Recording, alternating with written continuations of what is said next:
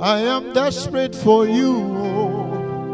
Oh, oh, oh. I am desperate for you. Oh, oh, oh. Listen to me. My story tonight is a very simple story. It's a story of someone who is desperate. Someone who is desperately thirsty, but doesn't know the cause for its thirst. And it dabbles into many things in an attempt to quench the thirst. And in the end, it comes out futile. You know, he believes that if he can amass all the wealth in this world, he believes that if he can gather all that he can gather, that somehow he will be satisfied. And then he soaks himself in the pursuit of wealth and gathers everything. He travels all around the globe.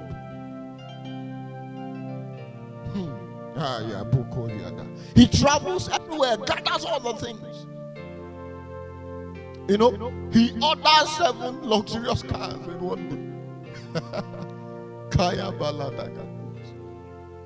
And so he thinks that if only he can gather everything, that he will be satisfied. He thinks he will be satisfied. But then he realizes when he has gathered all those things, that the whole is still there, that he is yet not satisfied. That the whole is still there. You know, you will not believe me if you are still poor, because you will believe that when you gather everything, that you will be satisfied, that you will be all right. I adjourn you to meet those people and ask them. You will realize that they are not satisfied. They are not. And you know, after a while, and he realizes that the hunger is still there, he thinks that maybe if he can find a woman, that if he can lie in the bosom of a lady, that he will be satisfied. So he sleeps with the first lady, sleeps with the second, and the whole is still there. And after 10 years, he has baby mamas all over the country, all over the 36 states.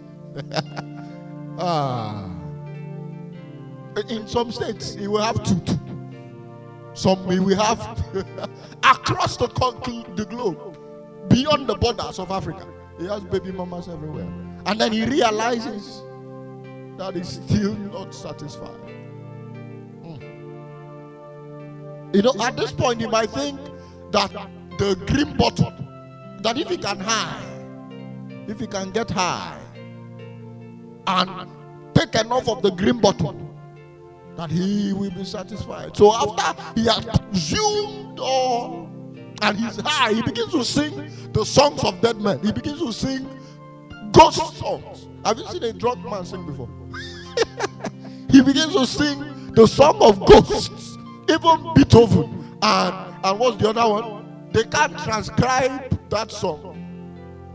What's his name? Handel. They can't. The greatest psalmist of all time. They can't put music to the songs of a drunk man.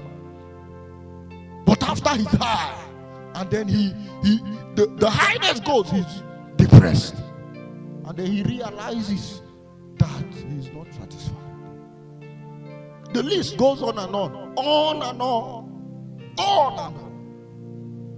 And after many years, when he's 80, over 80, he feels he has wasted his youth. There is still something that he needs to get to be satisfied. So after 80, he wants to become the president. So he's shaking, but he's on the campaign ground crying, vote for me, vote for me.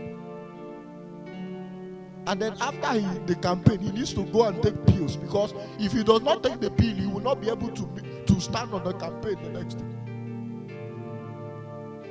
After old age, when he was supposed to be a counselor of the young, he's fighting with the young, receiving insults from people that could be his great-grandchildren, because he seeks to be satisfied from a test that he doesn't know.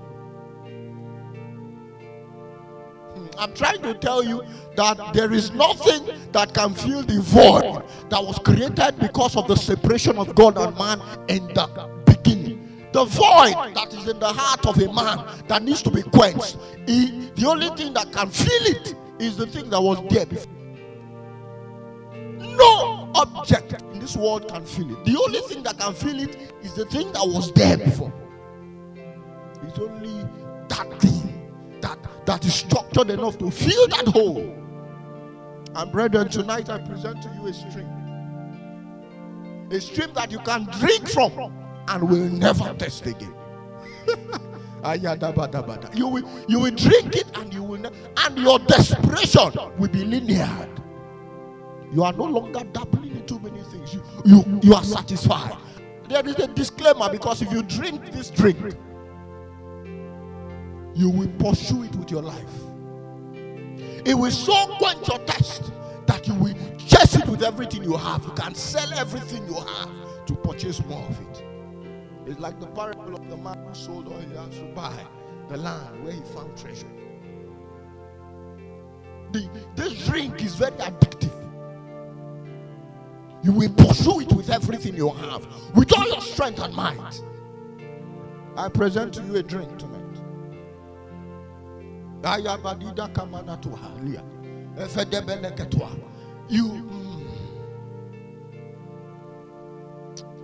see,